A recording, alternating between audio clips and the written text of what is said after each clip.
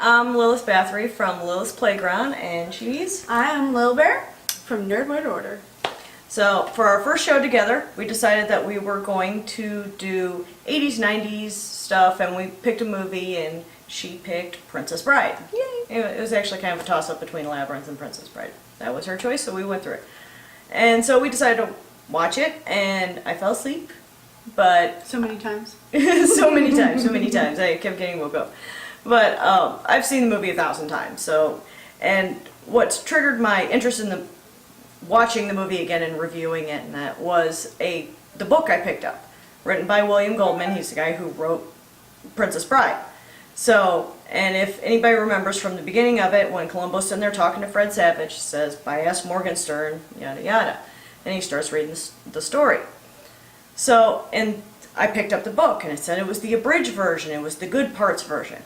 And it was 25th or 30th anniversary edition of it. So, I look at the introduction, and it's kind of the history. I like history stuff. And he goes into the story about his trip to the museum.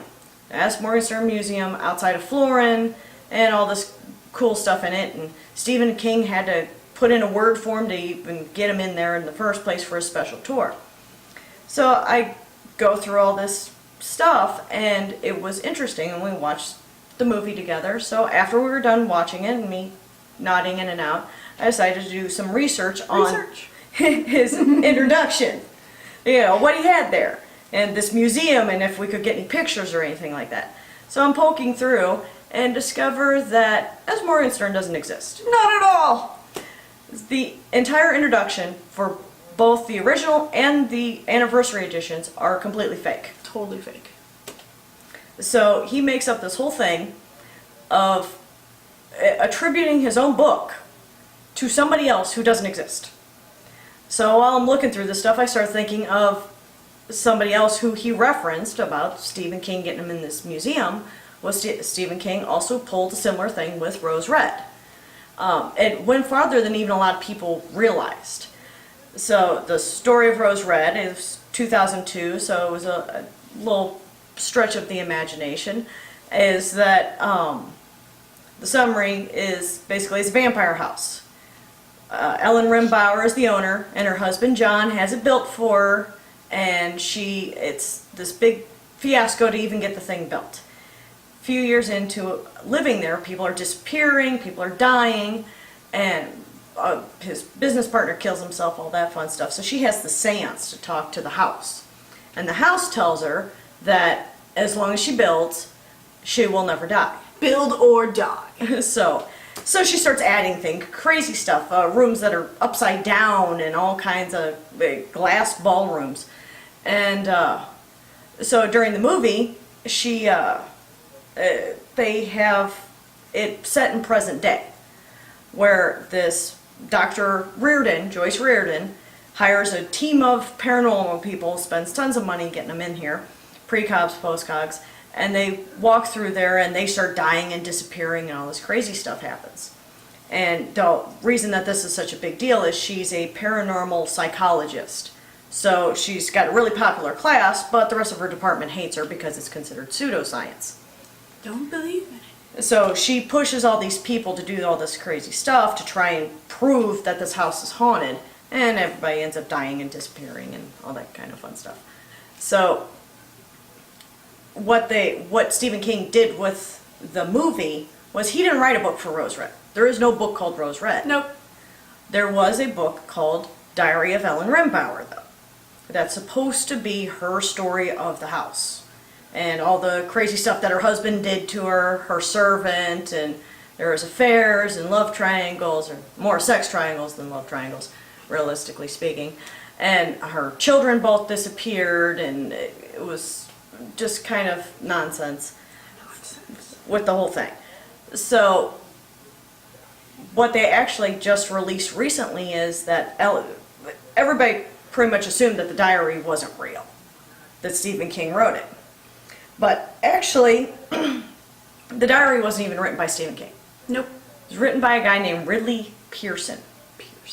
But they just released that information a couple of years ago. And this movie was done in 2002. So 12 years later, they say, yeah, Stephen King didn't even write the book. So, but they took it a step further. During the movie, Joyce Reardon, Dr. Joyce Reardon works at a place called Beaumont University.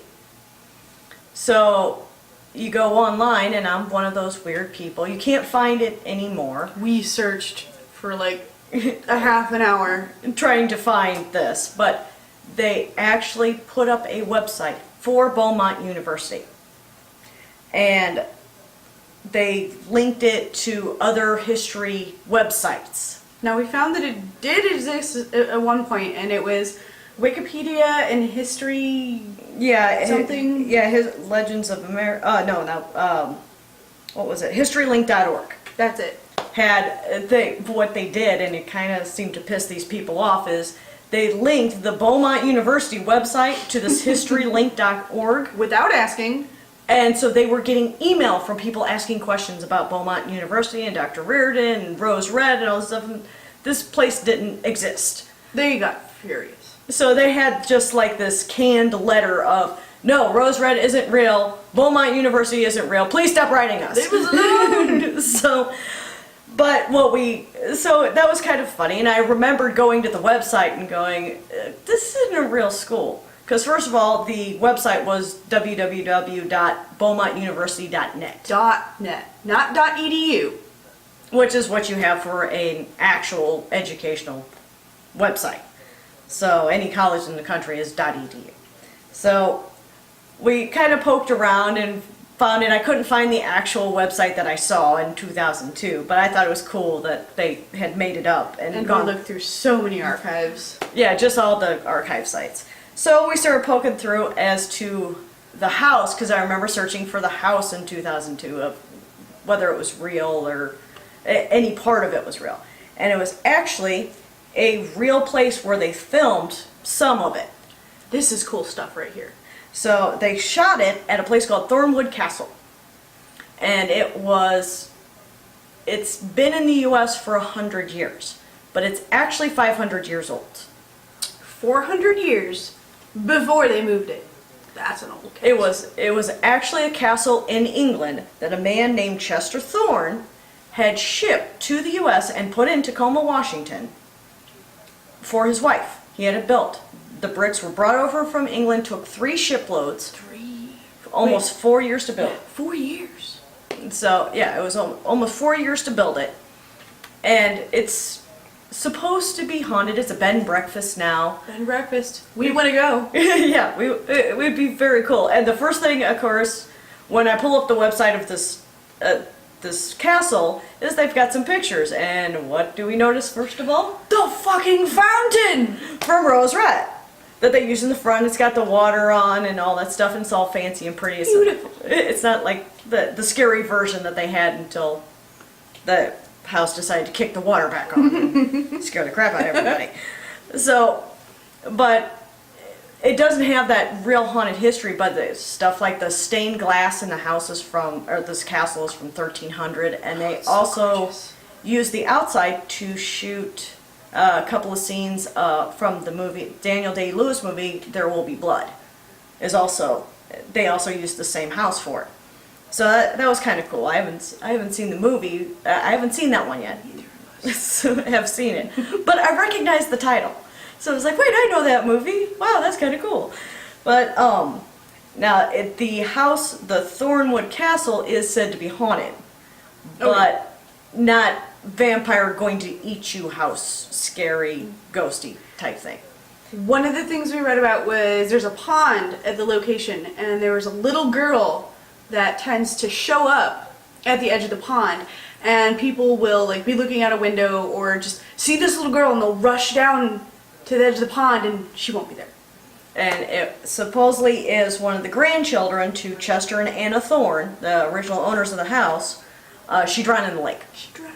In front of the house. So she just shows up, and people see Anna sometimes and Thorne, but their history isn't really, it's not this tumultuous thing that Ellen and John had going on in Rose Red. They were just kind of a happy couple, and they liked the house, so they stuck around. But it kind of, looking at those two examples, what do we think of movies that do this kind of stuff? Do they, and is it good? Is it bad? Should they actually eventually tell you that, yeah, we made this whole thing up, like they did with Blair Witch Project, where, because that's the one everybody thinks of as the big movie hoaxes. Not real. But, and so they made the actors disappear, and then at the MTV Movie Awards, they all pop up and, hey, Hi guys, how you doing? we're going to take the reward. We're supposed to be dead. So, but that was kind of a quick, it was a more immediate gratification, where you knew that it was faked within like 6 months of the movie coming But out. this lasted years, Right. and everybody out there, they just didn't want to believe that it was just this big hoax. And even with The Princess Bride, that it's on the 30th anniversary edition, and he's still doing fake introductions. Yeah. He has 2 different versions of a fake introduction. So the first one is, the very first edition, it was just him talking about why he did this abridged version of the original, because his 10-year-old kid, he bought it for him for his birthday, and the kid thought the book sucked. So he made the abridged version with the good parts. But that wasn't even real, because the original book didn't exist. So how do you keep that going for 30 years? How? And not tell people? And in the introduction of the 30th anniversary edition, they're talking about a sequel, Buttercup's Baby. Right. Where's the baby? That's been talked about being made for like 15 years. This guy's slower than R.R. Martin at this rate of making these books. So where is the sequel at? Where?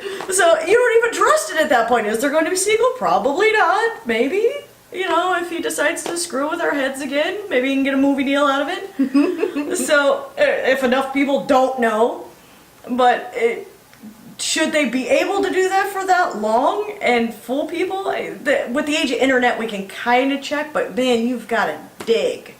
Yeah, you do. And Oh, God. just to find it. And the only reason I even found out it was fake, there was one blog. Just one. That there was a woman who tried to find it and discovered her husband's like, yeah, there's no such place as Florida. There's no Gilder. She did all the research. She was asking him for maps. She wanted to see the location, pictures of the location. It just... Because she just couldn't let it go. Not real. In fact, where was it? Did they say it was Russia? Yeah, it was Russia. Florin, Russia. So there was actually a business in Russia called Florin. Yeah. It was like a warehouse company. so she gets all excited. She's typing in Florin, Russia, and it pops up, and she's all excited. She goes to the website, and it's some warehouse. And she's like, oh. She's like, I held out hope until that moment. And so then there's all these people on this one blog commenting, yeah, I held out hope that it was real, but it's not. But how do you hold on to that for that long and not tell anybody? Ever. It's just that, hey, we're screwing with you. Hey, joke's over. It just keeps going. No, and now there are people waiting for a sequel to a book that we don't even know doesn't exist. I mean, it is like Game of Thrones, R.R. Martin saying, yeah, the 7th book is coming out, waiting 15 years, and yeah. Winter is still coming. Yeah, I'm just fucking with you. I'm waiting to see how long you guys sit around waiting for this last book. That's what it's like. So this guy is actually pulling it off. R.R. Martin is just slow. This guy's actually screwing with you. It's not happening, ever. And he's not saying anything. So there are these people out there that still think it's gonna happen. And even the original introduction of the book, it makes you think he's just got this little douchey 10-year-old that you just want to punch. So I don't know how his kid feels about it. So yeah, I made up the story where you're this awful, obnoxious little brat, and I put it in the front of the book. Yeah, I didn't tell anybody. I made it up. Have fun with that. So I don't really know if they should or couldn't or. I don't know, man. Honestly, I think they just got old and forgot. I guess that is possible. I mean, the book's 30 years old. I forgot to do that. Fuck it. Let's just keep it going, guys. Does anybody really care at this point? Yes, people care. They really do. They Google everything. So, But it was just kind of this thing that hit me that this was kind of a ripoff. Or a good thing, I don't know, the not knowing doesn't get ruined by the technological age because we can actually look it up now. I mean, You got away with it for 30 years, but now we have Google. now we have Google. So, I don't know, it was just our thoughts on it rather than do a straight movie review.